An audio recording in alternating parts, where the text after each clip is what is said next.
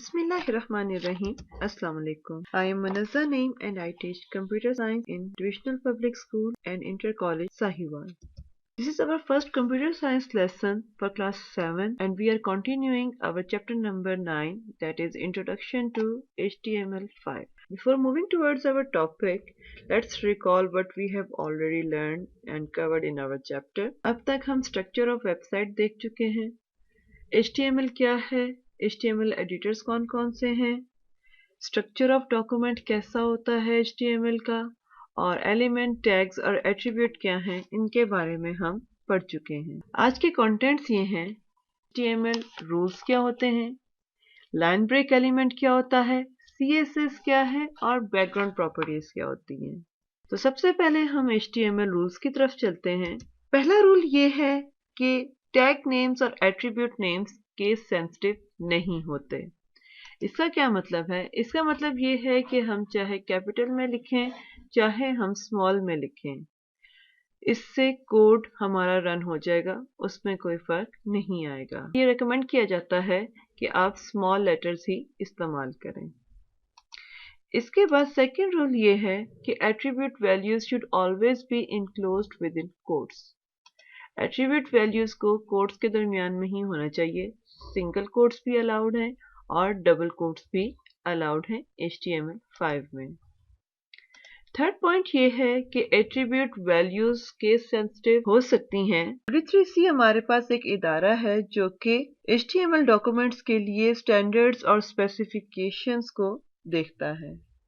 उसकी रिकमेंडेशन के मुताबिक लोअर केस में ही एट्रीब्यूट की वैल्यूज होनी चाहिए. नेक्स्ट ये है कि एलिमेंट्स कैन बी नेस्टेड. इसका मतलब ये है कि एक एलिमेंट के अंदर हम दूसरा एलिमेंट यूज कर सकते हैं, लेकिन फिर उसको लिखने का ये वाला तरीका सही है. इस तरह लिखने से गलत हो जाएगा. आपको ये वाला तरीका फॉलो करना है अगर आप एक टैग के अंदर दूसरा टैग इस्तेमाल कर रहे हैं. नेक्स्ट रूल हमारे पास ये है कि tag names can not contain spaces.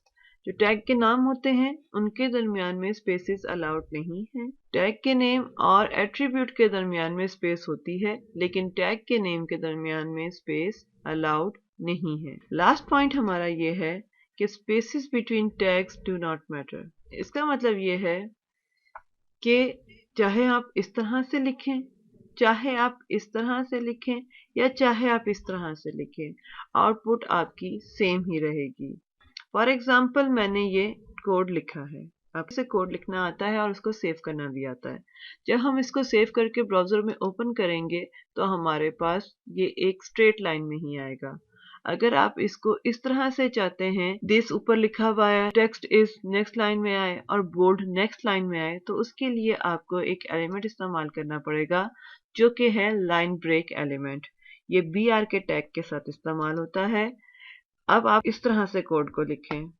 This के बाद हमने ये टैग यूज किया और टेक्स्ट इस के बाद टैग को जब यूज करेंगे तो हमारे पास इस तरह से आउटपुट आएगी. ये हो गया हमारा BR टैग. नेक्स्ट हमारे पास है CSS यानी कैस्केडिंग स्टाइल शीट. ये हमारे सेट ऑफ रूल्स हैं कि आपने HTML के एलिमेंट को वेब पेज पे किस तरीके से डिस्प्ले करना है. ये हमारे पास वेब पेज में 3 तरीके से इस्तेमाल हो सकता है, जिसमें पहला नंबर एक्सटर्नल स्टाइल शीट का है, दूसरा इंटरनल स्टाइल शीट और तीसरा इनलाइन स्टाइल शीट है. एक्सटर्नल स्टाइल शीट में पूरे डॉक्यूमेंट की लुक एक फाइल से चेंज कर सकते हैं. यानी एक एक्सटर्नल फाइल होती है, उसको हम अपने HTML डॉक्यूमेंट में कॉल करते हैं और हमारे पूरे डॉक्यूमेंट की लुक चेंज हो जाती है. इंटरनल या एम्बेडेड स्टाइल शीट में हम हेड के टैग के अंदर स्टाइल टैग इस्तेमाल करते हुए एलिमेंट्स की स्टाइलिंग करते हैं, और इनलाइन स्टाइलिंग शीट में एक एलिमेंट की अलग फॉर्मेटिंग होती है और इसमें स्टाइल एज एन एट्रीब्यूट इस्तेमाल होता है. इनलाइन स्टाइल शीट्स को हम लोग नेक्स्ट चैप्टर में डिस्कस करेंगे. अभी हम लोगों ने इंटरनल स्टाइल शीट्स के हवाले से बात करनी है. इसका सिंटैक्स देखें. ये सिलेक्टर हमारे पास वो एलिमेंट होगा जिसके हमने रूल डिफाइन करना है, डिफाइन करने का तरीका ये है कि हमारे पास पहले प्रॉपर्टी यानी कि एट्रीब्यूट होगी और उसके आगे उसकी वैल्यू होगी। अगर एक ही प्रॉपर्टी इस्तेमाल करनी है तो हमको लिखने का ये तरीका है कि करली ब्रैकेट के अंदर प्रॉपर्टी का नाम लिखना है और फिर उसके आगे वैल्यू देनी है और इन दोनों के दरमियान में कॉलन आएगा।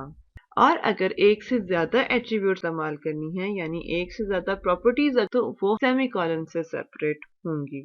अब हम कुछ बैकग्राउंड प्रॉपर्टीज के हवाले से बात कर लेते हैं। Background colour, image, background repeat, background की पोजीशन और बैकग्राउंड की अटैचमेंट। इनको समझने के लिए हम एग्जाम्पल के थ्रू चलते हैं। यहाँ मैंने HTML का कोड लिखा है जिस तरह से हम पहले कर चुके हैं। एक नई चीज जो मैंने ऐड की है वो है हेड के टैग के अंदर स्टाइल टैग। स्टाइल टैग लिखने का ये तरीका है, स्टाइल के टैग के साथ हमने टाइप नाम की एट्रीब्यूट लिखी है और उसकी टाइप text/CSS है। फिर उसके बाद सिलेक्टर बॉडी है क्योंकि हमने बॉडी का बैकग्राउंड चेंज करना है और हमने प्रॉपर्टी जो इस्तेमाल की है दैट इज बैकग्राउंड कलर और मैंने यहाँ पे उसका कलर पिंक दिया है। हम यहाँ पर जो भी कलर चेंज करेंगे शो हो जाएगा।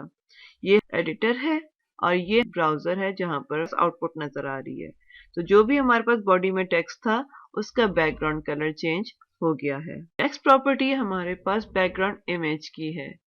अगर मुझे बैकग्राउंड इमेज इसमें लगाना है तो उसके लिए बैकग्राउंड इमेज की प्रॉपर्टी इस्तेमाल होगी और फिर उसकी वैल्यू हम लोग URL के जरिए ब्रैकेट के अंदर फाइल के नाम के साथ डिफाइन करेंगे। इस वक्त मैं आपको बता दूं कि ये जो फाइल है हमारे पास ये उसी फोल्डर में होनी चाहिए जिस फोल्डर में आपका डॉक्यूमेंट सेव है। अब जब आप इसको सेव करेंगे तो उसके बाद ये इस तरीके से फाइल शो हो जाएगी। इस वक्त ये फाइल रिपीट हो रही है, आप देख सकते हैं। अगर हम चाहते हैं कि ये फाइल रिपीट ना हो तो उसके लिए हम नेक्स्ट प्रॉपर्टी इस्तेमाल करेंगे जो कि है बैकग्राउंड रिपीट के नाम से। अब जब हम इसको नो रिपीट करेंगे तो हम इस तरह से वैल्यू आ जाएगी। इसके अंदर हमारे पास 4 पॉसिबल वैल्यूज हैं। रिपीट में हमारे पास रिपीट हो जाता है। रिपीट एक्स में सिर्फ और सिर्फ हॉरिजॉन्टली पिक्चर रिपीट होती है, वर्टिकली नहीं होती। रिपीट वाई में हमारे पास सिर्फ और सिर्फ वर्टिकली पिक्चर रिपीट होती है, हॉरिजॉन्टली नहीं होती। और नो रिपीट में हमारे पास पिक्चर रिपीट नहीं होती। नेक्स्ट प्रॉपर्टी हम जो डिस्कस करेंगे वो है बैकग्राउंड पोजीशन। बैकग्राउंड पोजीशन हमारे पास दो तरह से लिखी जाती है, एक परसेंटेज में, दूसरी पोजीशन के हवाले से। परसेंटेज में इसकी इनिशियल पोजीशन मैंने 50% में दे दी यानी कि ये बिल्कुल हाफ वे में आ गया है। इसके अलावा हम इसको इस तरह से दे सकते हैं, देखिए लेफ्ट और बॉटम पे हमारे पास चली गई। आप इसको राइट बॉटम कर सकते हैं तो ये हमारे पास राइट में बॉटम पे आ गई है। आप इसको राइट टॉप कर सकते हैं तो ये देखें राइट टॉप पर आ गई। आप उसको लेफ्ट टॉप कर सकते हैं तो ये लेफ्ट पे आ जाएगी। इसके बाद आप सेंटर टॉप कर सकते हैं तो ये सेंटर में आ जाएगी। सेंटर के साथ आप इसको बॉटम कर सकते हैं तो ये बॉटम पे चली जाएगी। और अगर आप इसको सेंटर के साथ सेंटर करते हैं तो ये बिल्कुल दरमियान में आ जाएगी। और जब आप ब्राउजर को रिपोजिशन करेंगे तो ये बिल्कुल सेंटर में ही होगी। नेक्स्ट प्रॉपर्टी जो हम पढ़ेंगे वो है बैकग्राउंड अटैचमेंट। इसकी हमारे पास दो वैल्यूज होती हैं। अगर हम इसकी वैल्यू फिक्स कर दें तो हमारे पास टेक्स्ट मूव करता है लेकिन बैकग्राउंड हमारे पास मूव नहीं करता। इसको अगर हम स्क्रॉल करते हैं तो हमारे पास पिक्चर टेक्स्ट के साथ मूव करती है। बाय डिफॉल्ट ये स्क्रॉल होता है। तो हमने आज 5 प्रॉपर्टीज पढ़ी बैकग्राउंड की। एक बैकग्राउंड कलर जिससे हम कलर को कंट्रोल करते हैं, बैकग्राउंड इमेज जिससे हम URL के कीवर्ड के जरिए बैकग्राउंड पिक्चर डिफाइन कर सकते हैं, बैकग्राउंड रिपीट जिससे हम इस चीज को कंट्रोल कर सकते हैं कि बैकग्राउंड का इमेज जो है उसको हमने रिपीट करवाना है या नहीं, बैकग्राउंड पोजीशन के साथ हम अपने इमेज की इनिशियल पोजीशन सेट कर सकते हैं और बैकग्राउंड अटैचमेंट में हम इस बात को कंट्रोल कर सकते हैं कि हमने अपनी इमेज को स्क्रॉलेबल बनाना है या नहीं। इन पांचों प्रॉपर्टीज के बारे में हमने पढ़ लिया। ये था आज का लेसन। आज के लेसन में हम लोगों ने रूल्स को कवर किया कि किस तरह से HTML कोड को लिखने के रूल्स होते हैं। हमने लाइन ब्रेक एलिमेंट के बारे में पढ़ा। हमने देखा कि CSS क्या है और इसको हम डॉक्यूमेंट में यूज कैसे कर सकते हैं। हमने इसके सिंटैक्स को देखा। हमने बैकग्राउंड प्रॉपर्टीज के बारे में देखा और हमने देखा कि HTML कोड में हम कैसे एम्बेडेड स्टाइल शीट को इस्तेमाल कर सकते हैं। Now it's time for your homework. आपको असाइनमेंट दिया गया है कि आपने HTML कोड लिखना है जिसमें आपका नाम, आपकी age, first name of your sibling और अपने स्कूल का नाम सेपरेट लाइन में लिखना है पिंक बैकग्राउंड में। आपकी एक्सरसाइज में भी ये क्वेश्चन मौजूद है। उसमें मैंने दो बातें ऐड की हैं। एक, आपको सेपरेट लाइन में इसको करना लाजमी है और दूसरा, बैकग्राउंड कलर उसका पिंक हो। ये सैंपल भी मैंने यहाँ पर अटैच कर दिया है। आप सब ने बना के मुझे सेंड करना है।